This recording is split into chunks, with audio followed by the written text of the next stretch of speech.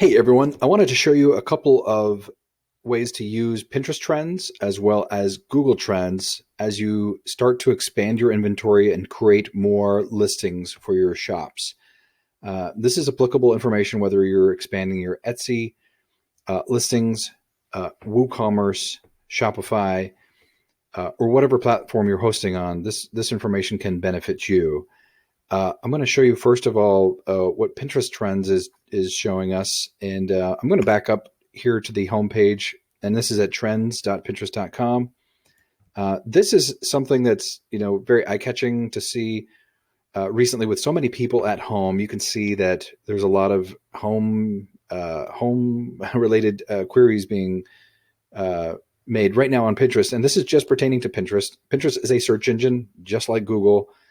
And if you click on crafts for kids, for example, this particular view has homeschool schedule, crafts for kids, and it's just basically showing this strong correlation between these two.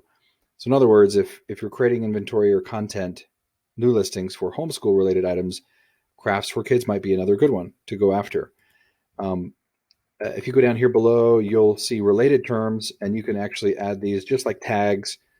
And if you click that, you'll see that just like on Pinterest, if you're just using Pinterest as a user, you'll see that it adds these tags up at the top. But before you jump into any one specific theme or category or keyword, I want to just show you how to cross-reference this with Google Trends, and this will save you a lot of time potentially in the future.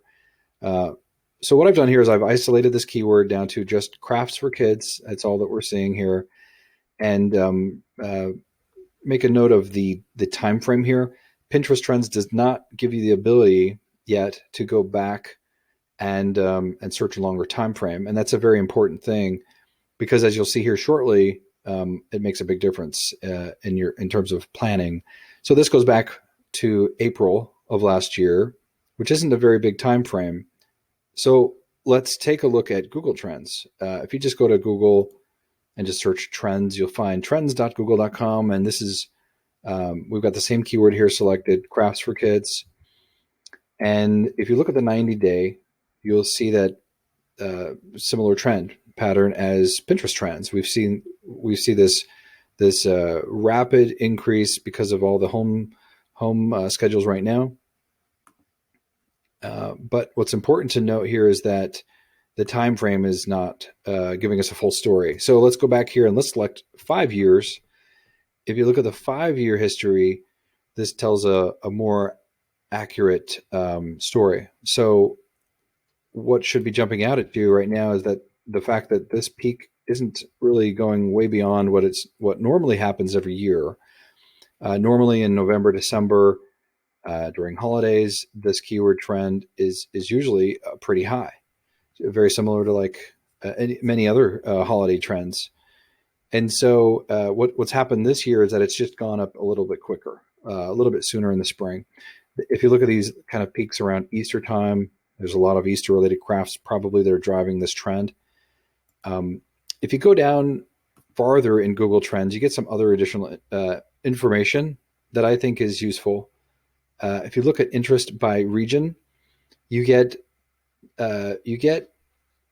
not necessarily a higher search. It doesn't show you volume of searches per region, but it shows you propensity or inclination to buy, or at least interest in searching these specific phrases. So by state, if I look at West Virginia, that's the number one for crafts for kids over this time frame. If you go back, let's just do 30 days, and let's look at region. That region can change. Yeah, so North Dakota. And this is very helpful if you're starting to run Pinterest ads or Facebook ads, paid campaigns through Google ads. This is helpful to know where interest is, and this can help save you a lot of money on your paid campaign budgets. If you go down farther, related queries, right now, if you're looking at this time frame, and it's important again, if you're looking at creating items that are for the next holiday or whatever, I've got 30 days. You'll see how we've got Easter crafts for kids. That's like the related, the biggest breakout, if you will.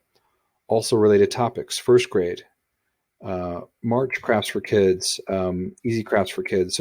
So bear that in mind if you're looking at a specific keyword before you go in and just start creating hundreds of new products based on one keyword theme rather.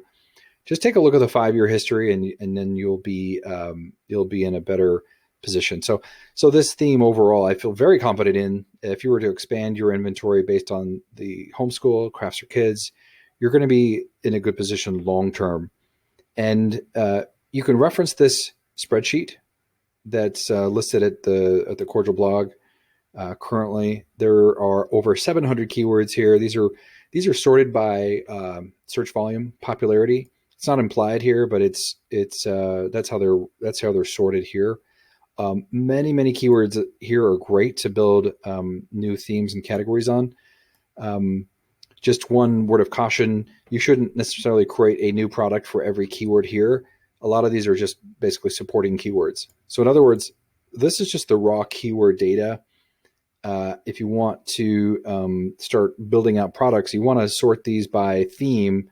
And if you add filters here, make a copy of this, for your own records. If you open it up in Excel, you can start sorting and filtering by theme, and that's a better way to approach this. We'll talk a lot more about this topic of keyword research and how to build a strategy based off of keyword research. But I just wanted to make sure that you're referencing both Pinterest trends and Google trends before you dive into any one particular topic.